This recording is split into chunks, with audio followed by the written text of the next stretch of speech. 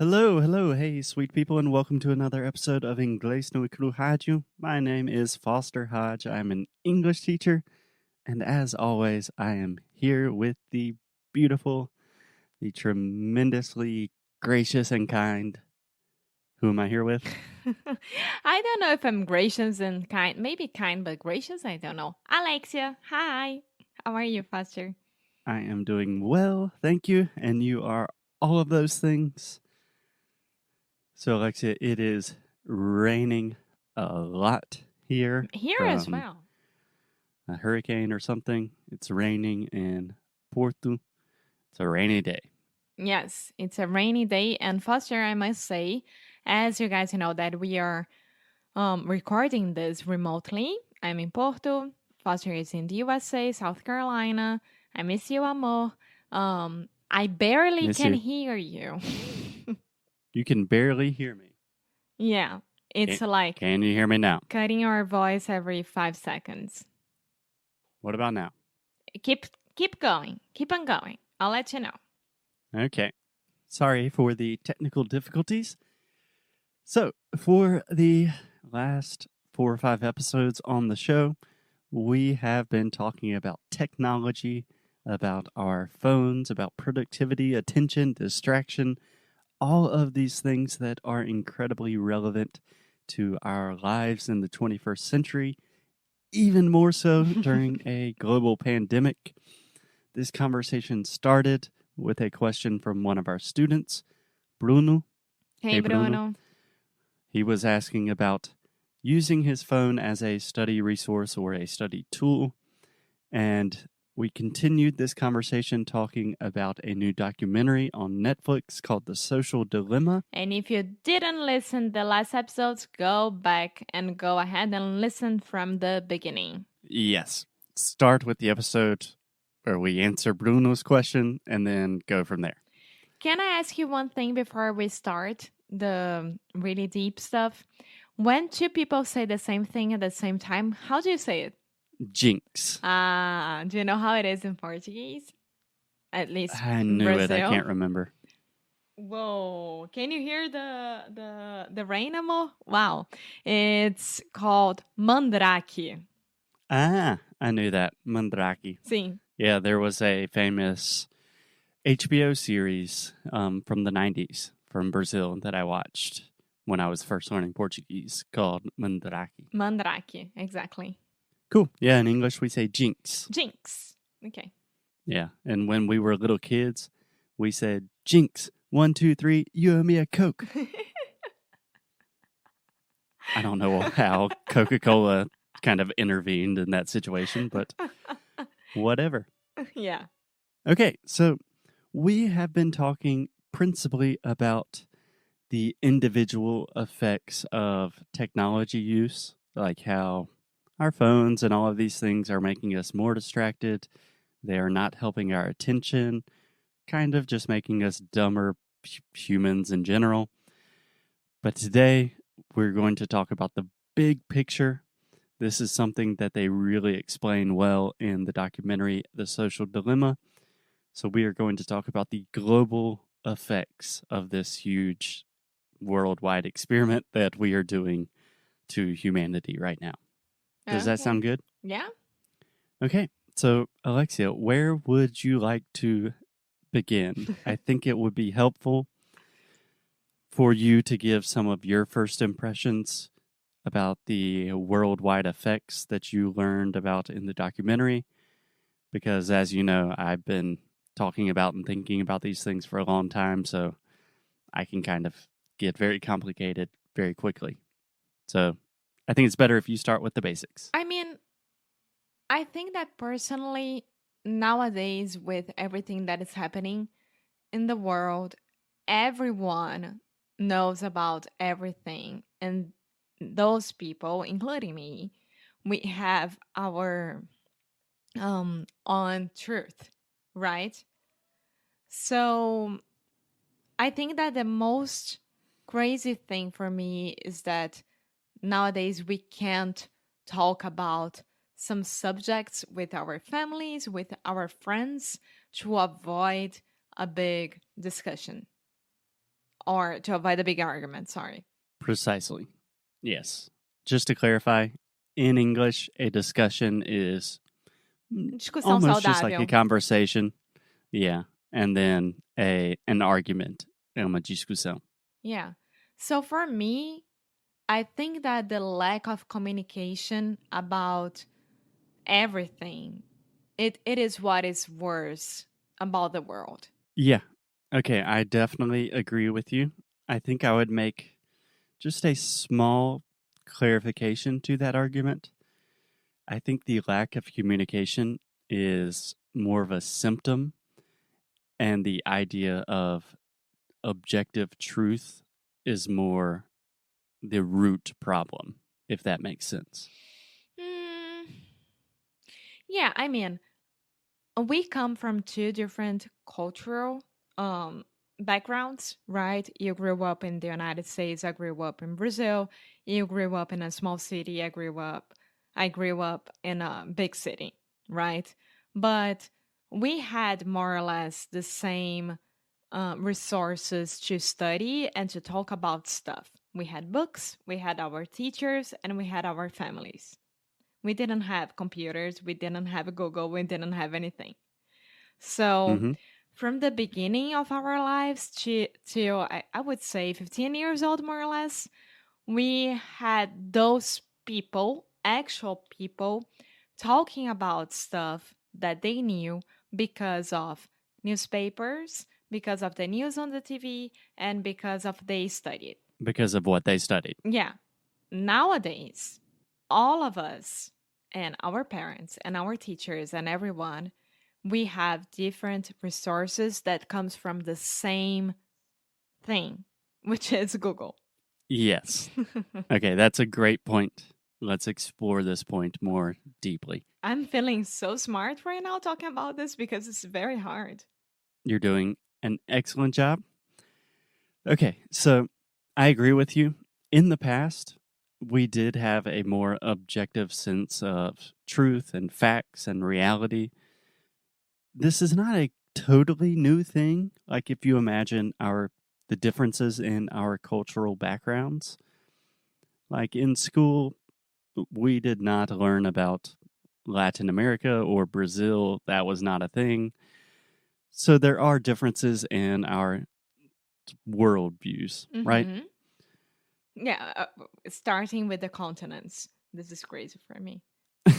Yeah, Alexia gets very preoccupied with the fact that we consider continents differently Yeah. in the US and in Brazil. Yeah. Anyways. And the rest of the world. I'm sorry, not only in Brazil, but the rest of the world. Okay, not the point of today's episode. So these things have always existed, but imagine putting them on steroids and then just immediately communicating it to the entire world. It makes it very, very crazy. And Alexia, you said something incredibly important, that nowadays we all have our own specific resources, our own places where we receive information. Hey, buddy.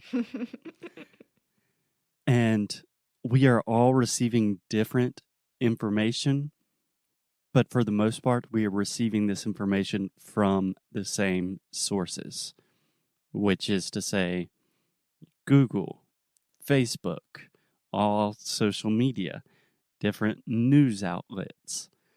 And the big issue here is algorithms and artificial intelligence. Yeah. Are you following me? Yeah. I mean, the easy way to think about this is that what they explained during the documentary, but I really like to give this example is that imagine that I believe that the earth is plana? Plane? The earth is flat. Flat.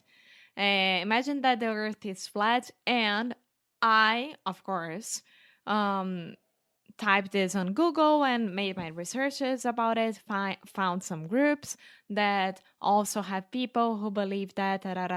Okay. And you, Foster, you don't believe that. You believe that the earth is round, of course. And that is correct, yes. Yeah. So if I type on my phone or on my computer on Google, sitting next to you, the phrase, the world is, the earth is, it's going to appear for me flat. And for you, it's going to appear round. Because they already know what we believe. And Google will show the resources and the websites and everything related to what we believe. Exactly. They even give this example in The Social Dilemma, the documentary. They talk about a famous basketball player from the United States. That was Kyrie crazy. Irving. Yeah, Kyrie Irving, he's one of the best basketball players alive today. He is a beautiful basketball player. And maybe 3 or 4 years ago, he was very, very determined about the fact that the earth is flat. He believes the earth is flat. And even a lot of other basketball players were like, yeah, I guess it is. Kyrie said it is. And then a few months after that, he and like all of his media team had to say, no, the earth is not flat. Like, he had to say, I was tricked. I got on YouTube and I started seeing all these things. And sorry. Yeah. Yeah, this brings up a really, really important point. So if you think about pretty much everything you do on the internet, now we are talking about the attention economy. So if you think about Facebook, if you think about YouTube, Google, whatever, how do they make money? They make money from keeping you on the service for as long as possible so they can show you ads. They can collect more of your data to show you better ads and sell more expensive advertisements to advertisers. So they do not have any incentive to say, hey, the world is round, all of the flat stuff, do not watch that. They want to keep you on YouTube, Facebook, Google, whatever, for as long as possible. Yeah, exactly. And it doesn't matter if they are telling the truth or not. That's the main point. And this you can take as an example for every single thing about, I don't know, politics, about the global warming, about anything. Anything. So that's why nowadays everything's so polarizado. Polarized. And when you talk to someone that disagrees with you, they will say like, "Oh, I read this article on Google because it says this and that," and they will give you good arguments about that because this stuff exists and Google is showing this to this person. And Exactly. yeah, and they are creating mini cults about everything. You say mini cults? Uh-huh. Yeah, essentially. Yeah, in English we call these echo chambers, where you kind of fall in these places on the internet and everyone's telling you things you already believe and you're just hearing the same information again and again. Yeah. Yeah, so I think most people, when we talk about the attention economy and like people receiving different information, I think a lot of people immediately think about fake news, like the most extreme case, like, oh, my crazy uncle is reading fake news on Facebook and now he's crazy. Yeah. But I think, that exists. Fake news is a real and big problem. But I think the bigger problem is just kind of real news, but receiving news that constantly confirms what you already believe. So, for example, if I am on Facebook and I am reading news about immigration, I do a lot of research on the internet about immigration because it's something I care about. It's something that personally I want to live in different countries. The internet knows very well that I am very pro-immigration. So when I read about immigration, almost everything is talking about, hey, Donald Trump did this bad thing to immigrants, or hey, these are the good reasons why immigration is good. But if, let's say, one of my parents is looking at the news, automatically their feed, the algorithms are giving them information about why immigration is bad or Yeah. negative stories about them. This could all be real information, but it's just confirming our previous beliefs, and it's making us more polarized. It's making it more difficult to communicate. It's making everything worse. Yeah. And how do we fight that? I mean, because Generation Z is already here and it's already using the streaming services and everywhere to talk more and more about what they believe, right? And our generation is becoming an older generation and will be more and more addicted to Google and everything. And the new generation will have to fight that a lot because we won't be able to change that. Yeah. And honestly, that is a huge question. How do we fight that? I don't know if we are the specialists to answer that question. They do talk about it a good bit in The Social Dilemma, but I say let's leave that one for another day.